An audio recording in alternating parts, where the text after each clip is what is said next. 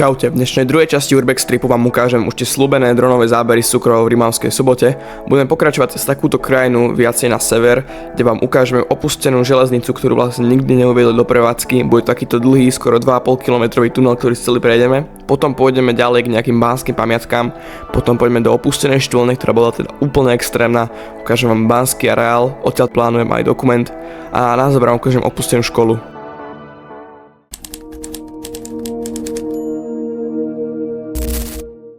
Takže dobré ránko, aby sme sa zobudili, je 7 hodín a sme v Rimavskej Sobote, pri tomto neprístupnom celokryte. Tam vzadu za tým blokom máme v ďalšom bloku malý ubytko. No a celkom pekne to tam bolo, tu som pri tej jedálni, čo som vám včera ukázal v minulom videu. Dneska budeme pokračovať do Hnúšte, tam skúsim infiltrovať chemičku opustenú, čo tam je SLZ.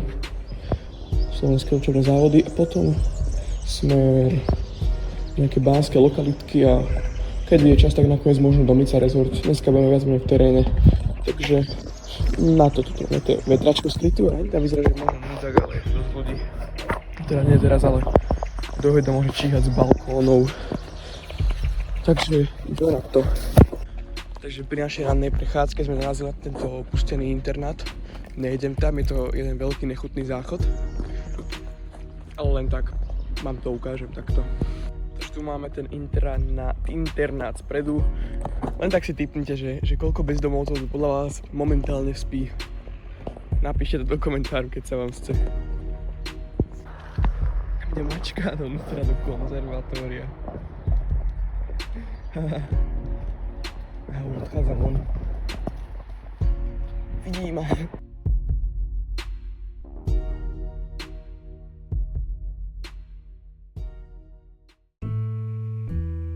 No a teraz sa už nachádzame v Cukrovare. Na mieste, kam som popravde dúfal, že sa už nevrátim, ale no tak trochu som sa išiel ešte na druhý deň potočiť tie dronové zábery. Trochu mi chýbali do plánovaného videa. Neukážem vám tu všetky, ale len niektoré tie najlepšie dronové zábery, aby ste sa ešte mali na čo tešiť.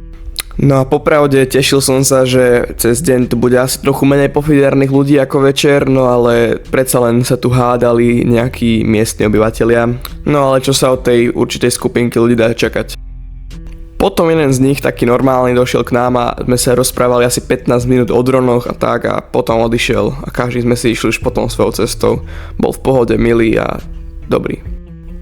Dokonca sa s nimi ani nezapájal do hádky, proste len existoval. Dobre, teraz pokračujeme cez takúto úplne inú krajinu na sever. Neviem, stále ma to udivujú, aké to tu je zaujímavé. Juhovýchodná časť krajiny je dosť zaujímavá, tá naša západná je úplne iná oproti tejto.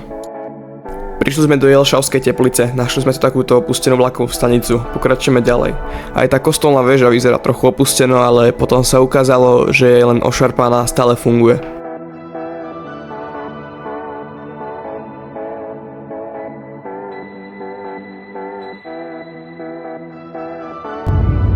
Asi od Uhrava.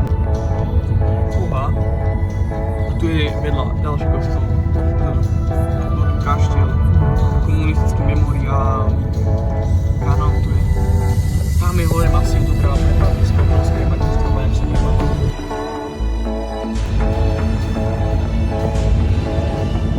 Do prvého cieľa prechádzame okolo obrovskej magnezitovej továrne. Slovenské magnezitové závody Jelešova.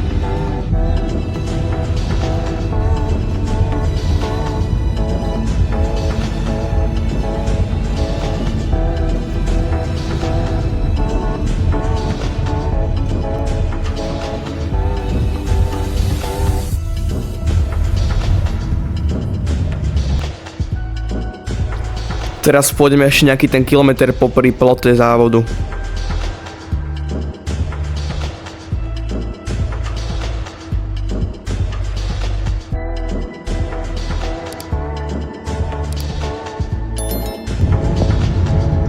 Vzadu môžete vidieť ťažbo zničenú krajinu, kam som sa chcel ísť tiež pozrieť, ale bohužiaľ nemali sme na to čas. Obrovské prepadlísko, kde bola kedysi baňa a sú tam teraz rôzne chodby a obrovský kráter.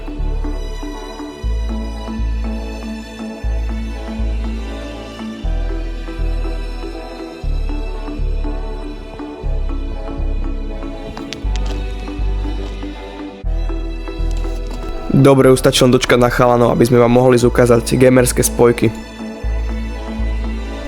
Prvá stavba je Kopražský viadukt.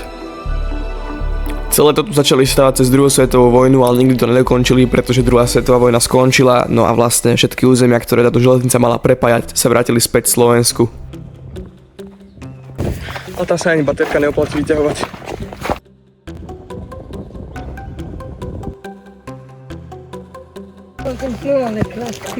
Hej. Prvý tunel je odhadom dlhý 200 metrov. Potom nebojte sa, bude odtiaľto aj väčšie a o dosť lepšie video z týchto gamerských spojok, kde vám to tu trochu lepšie povysvetľujem. Myslíš do bloku? Ináč taká menšia pikoška, toto miesto bolo jedno z prvých opustených miest, o ktorých som sa dozvedel. Vždycky som sa musel ísť pozrieť, ale mal som to ozaj ďaleko, takže som rád, že som konečne tu. Po tých 4-5 rokoch. Došli sme k najväčšiemu dielu na trase. Chodíš na maratóny? Fajno.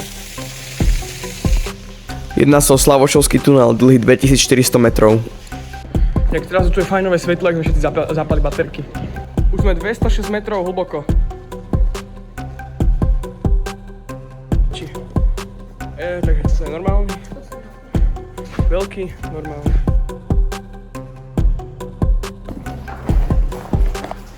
Sme vonku. Kongrát.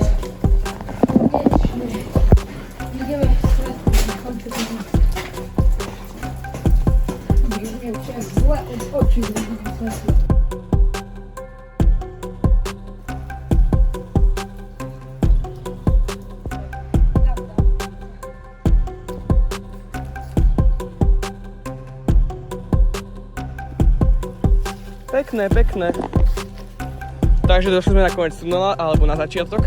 Len sme išli z opačnej strany. Tuto máme takýto pekný park pred Dobšinského, či takého niekoho. Sa mi zdá. Tadiaľ hore sú také ložiska bridlice, ale takého nie bridlice grafitu. A tuto dole máme tu východ zo nedokončeného Slavošovského tunelu.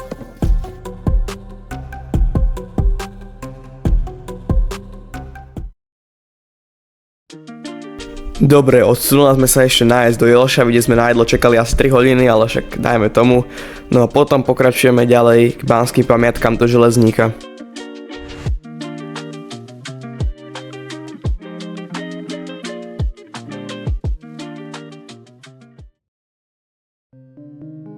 Železník a okolie, preslavené ťažbou železa. Ťažilo sa tu od nepamäti. Výskumy ukazujú, že sa tu ťažilo už v 2. a 3. storočí nášho letopočtu. Takže takýto opustený obchodík tu máme asi. Pretože máme tu rozličný tovar. Joj.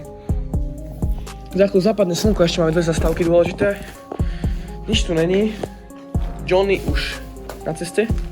Aj s Hubertom. Takže poď sa pozrieť k nám. Len padá tu takto strop. Rozličný tovar.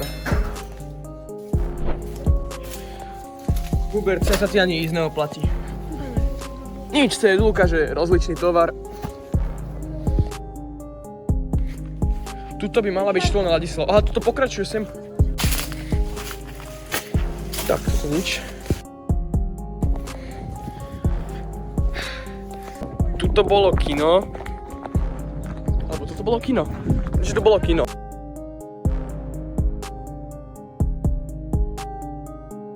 Štôl na Ladislav, jedna z najznámejších baní v okolí, začali ju raziť v roku 1855. Dnes už žiaľ bohužiaľ zavalená. Ďalšia zastavka je baňa.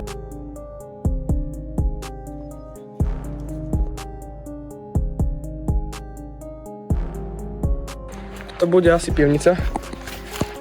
Podľa všetkého. A sú tam druhé dvere. A to idem. Toto už len voľaké garáže tuto. Čože? V historickom centre Železníku pri štôlni Ladislav sa dokonca nachádzajú to staré banické kino, ale bohužiaľ dnes je už zatvorené.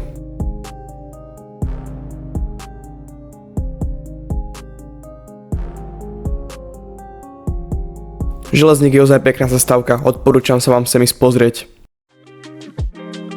Dobre, opúšťame Železník a cez Sirk pokračujeme ďalej.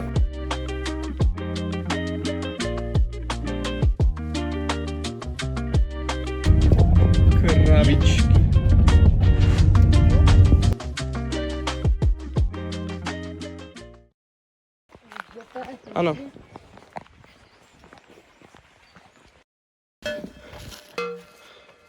Tu je nejaký sus relief krajiny.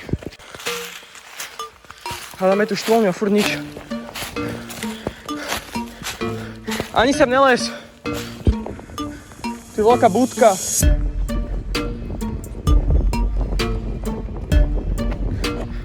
Čo?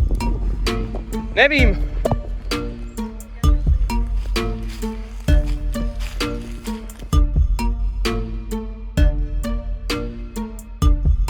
To, čo teraz vidíte, vám moc neodporúčam skúšať, ale keď už sme boli tu, tak musel som sa sem dostať. Štôlna, do ktorej práve lezieme, sa volala štôlna Štefan, jedna z najvýznamnejších baní v okolí. Ťažil sa v nej magnezit.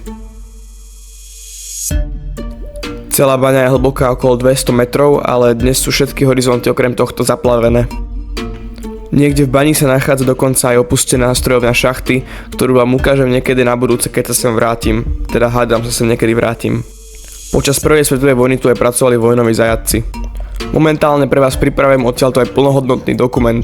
Okrem toho aj dokument z Nižnej Slanej a Pezinku, ale vlečie sa to. To neviem, či je náhodou nebezpečnejšie než Rakitova. No, to bude. Poďme do boku, lebo to je lepšie. Dobre chlapci, tam ja nejdem, tam to je dosť. Dobre, tuto je zavalené, plus nám vypršal časovač. Ideme. Otáčame.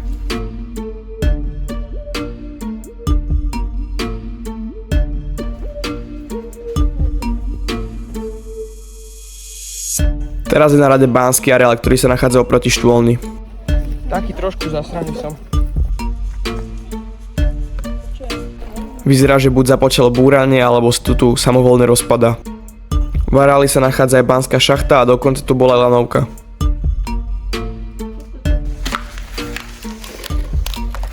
Čo to je? Není tu po slovensku ani po anglicky. Ja vám neviem, čo toto je.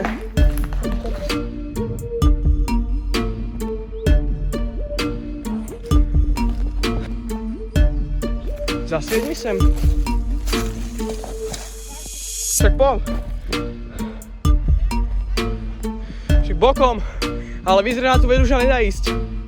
Chýba tu rebrík. Ale na väžu sa nedá ísť, sklamem vás.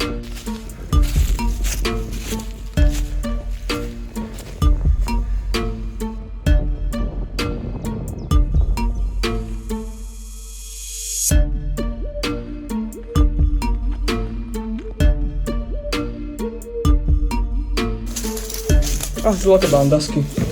Veľké bandasky. Fuj. Pozri.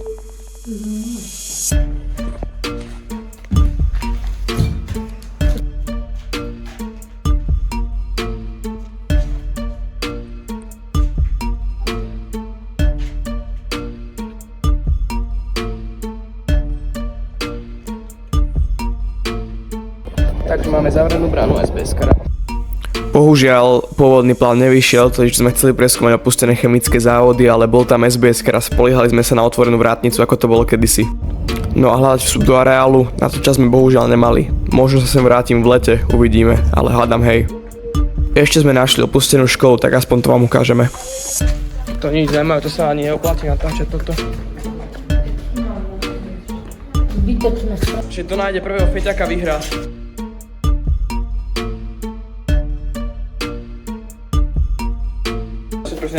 Na tento štôl s dokumentom mi zasvietili vodu.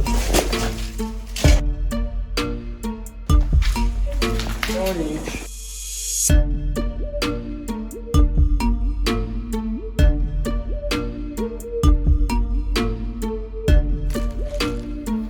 Chorý. Jasne, to. Tak aspoň máme výhľad na slovenské učebné závody, keď už nič. Takže dáme odtiaľto z tejto diery. Tu na to zaujímavé. Ale berme to pozitívne, nikto nám neukradol auta. Dobre, po tomto celkom nabitom dni pokračujeme ďalej smer Rožňava cez takúto peknú nočnú krajinu.